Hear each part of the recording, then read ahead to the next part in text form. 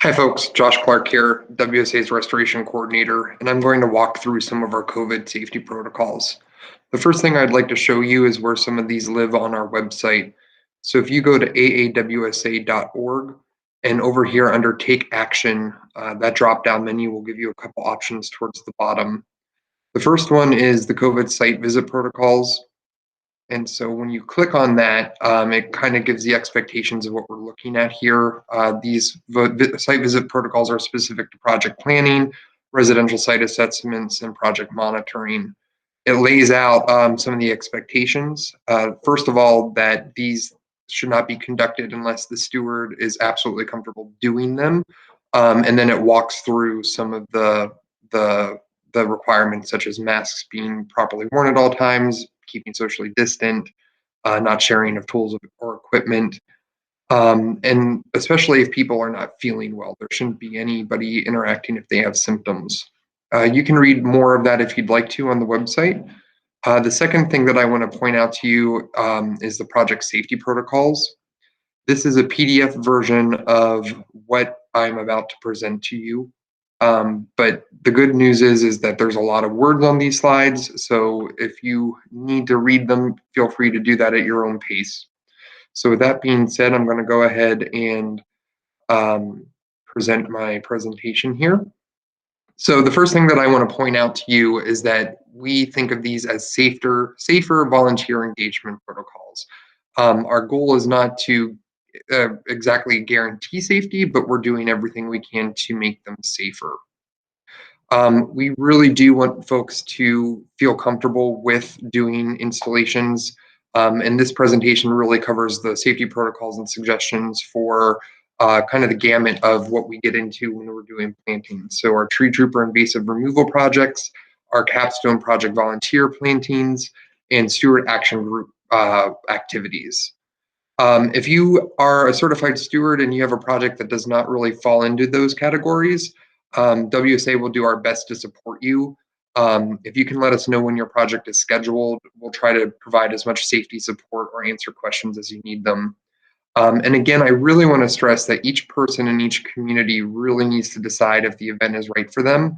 No steward or steward candidate is required to move forward on any project if he or she, if they are not feeling up to it. It's absolutely challenged by choice. So we really want to set you up for success. And so we kind of broken this presentation down into a few different parts here. We're going to walk through designing your event. We're going to talk about our health screening waiver that's available for you. We're going to go over some of the safety behaviors that are safer practices on site. We're going to talk about a contingent of safety leaders and safety kits that WSA has set up. We're going to give you some pointers on communication that can go out to your volunteers. And we're going to also make some suggestions in regards to follow-up from events. So when we talk about designing your event, we're really trying to minimize issues as we see them. And what I mean by that is, we're minimizing as much as possible. So this first point is that we're really hoping that folks can minimize the time that folks are together. It really should only be about 2 hours maximum. So that means that you should be breaking your installations or your projects into shifts. If you need help figuring that out, we can talk about it. The second idea is to minimize the amount of people who are on your project site at a time. So this link, which you can again find on the website, is to calculator for how many people can safely keep at the 6-foot distance. It's really useful. All you need to do is enter into it your square footage, and it'll spit out how many people can safely keep minimized. The other idea is to keep the sharing of equipment and supplies to a minimum. This goes for food and water. It's best to ask your volunteers to bring their own. If you do have an event that tools are necessary, you should be sanitizing them between uses, and you really should not be sharing communal water or food. But we are hoping that you can provide safety water as an emergency if you're on site. And the other thing to keep in mind is that we really want you to minimize your expectations. Volunteers might work more slowly than what you might expect, and it might take longer to ensure a safe event. And some plantings may need to span multiple days. but really kind of right sizing your expectations is the important thing to do with this. Another thing that I want to point out here is that your participants should not carpool unless they're within the same household. And it's a really good idea to work with WSA staff prior to your event. We can go over your plans and really help you safely design it. The next thing I'm going to talk about is our waiver and health screening. So we have this available on the steward only page and the tree trooper only page. We have it set up so that it can be filled out electronically or in hard copy. And ideally, the steward or steward candidate will collect the digital forms prior to your event and then put them into a designated Google folder. We can help you set that up. From there, if there's any hard copies on site, the safety leader, which I'll talk about in a minute, will upload a picture of that hard copy, and the WSA staff will confirm that receipt. We'll put that into your Google folder. We'll also upload your sign-in sheet for your event, and the idea is that you'll hold on to these for 2 weeks after the event in case anyone has been exposed, so that we have some formal way of contact tracing. That being said, the waiver that you can find there is specific to WSA events. We are we do have available a waiver that is specific to non-sanctioned WSA events, and we can definitely get that to you as needed. So really the long and the short of it is the health and safety waiver really kind of combines our hold harmless clause, our media release, and then it really boils down in regards to the health screening, whether or not a person is tested positive, if they've been near anybody that has been positive, or if they have COVID-19 symptoms. And they will have to sign off on all of these so that you can ensure that the people that are at your event are safe. So the safety behaviors that we want to highlight here are pretty common sense at this point. We are asking that anybody who is participating will wear their mask properly at all times, not under their nose or off their chin or whatever, but properly worn. We're also asking folks to keep socially distant at 6 feet or more. We can talk about how best to set that up on site. And then, of course, we're asking folks to keep their hands washed or sanitized. And we do have hand sanitizer available in our safety kits, which I'll talk about in a minute. So kind of new to COVID world, the WSA staff has trained a contingent of safety leaders. And this is the important part of working with WSA to kind of schedule your event, because we can actually attach a safety leader to that event. And like I said, so they've been trained, and their responsibilities really include and ensure that everyone on your project site has signed that waiver and health screening, and is working to help upload the copies if needed. They're going to kind of verbally communicate the COVID safety behaviors and ensure the behavior signs are posted. So they're kind of making sure that everyone is reminded and reassured of what the protocols are. These folks will also be the ones to sanitize tools in between use if needed. They're also going to be watching the participants on site to make sure that everybody is kind of following the protocols, making sure people are socially distant, making sure that they're keeping their mask on, and importantly, making sure folks aren't getting tired.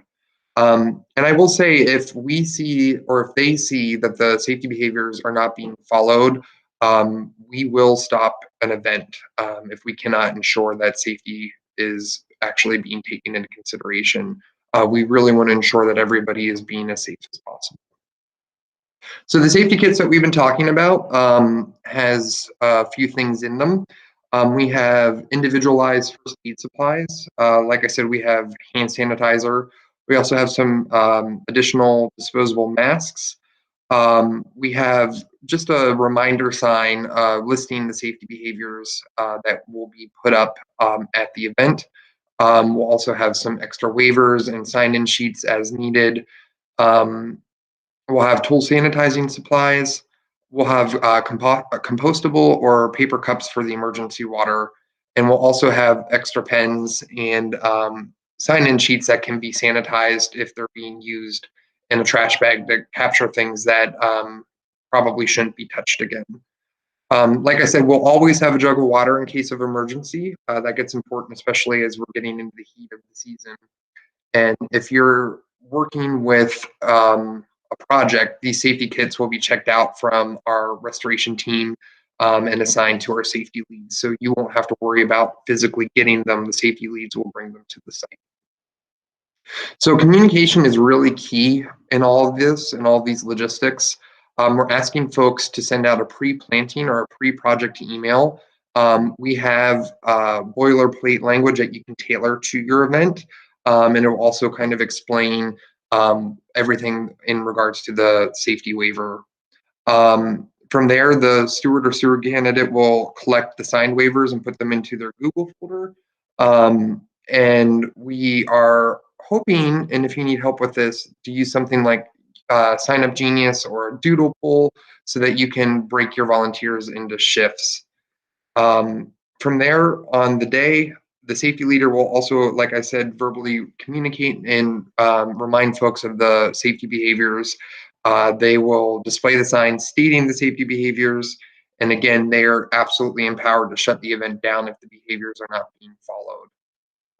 And again, the next thing, and this is kind of two-pronged, after the event, we're asking folks to send a thank you message. And again, that's kind of just as a follow-up and a door into making sure that folks don't have symptoms after an event. And in that vein, if folks we're asking your volunteers to notify you if they do end up having any sort of COVID related issues within 2 weeks following your planting event. So again, it's kind of that contact tracing that we're trying to build into this whole thing.